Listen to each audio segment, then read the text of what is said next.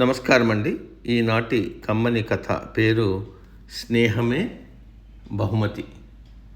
వినిపిస్తున్నది మీ విజయభాస్కర్. సింగమల అనే అడవిని కంఠి అనే సింహం పాలిస్తూ ఉండేది.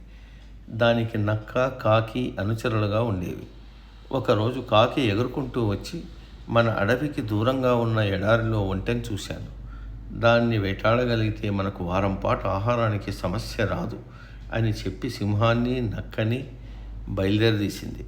కానీ ఎడారిలోకి అడుగు పెట్టగానే అక్కడ వేడికి సింహం, నక్కల కాళ్ళు ఖాళీ నడవలేకపోయాయి. దాంతో కాకి ఒంటె దగ్గరికి వెళ్ళి, మిత్రమా, నువ్వు మా రాజు సింహాన్ని, మంత్రి నక్కని అడవిలో దించగలవా అని అడిగింది.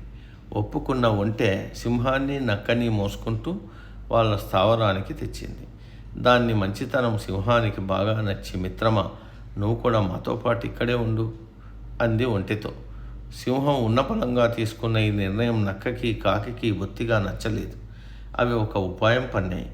మహారాజా, కాళ్ళు కాలడం వల్ల మీరు ఇప్పట్లో వేటాడలేరు. మీరు ఆకలితో ఉండడం మేము చూడలేము.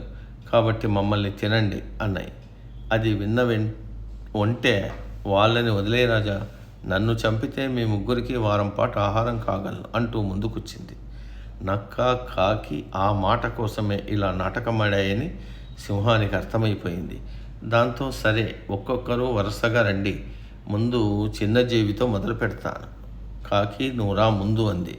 ఆ మాటకి కాకి తుర్రుమంటే నక్కేమో పరుగు లంఘించుకుంది. ఒంటె, సింహాలు మాత్రం అప్పటి నుంచి మంచి స్నేహితులుగా ఉండిపోయాయి. సమాప్తం.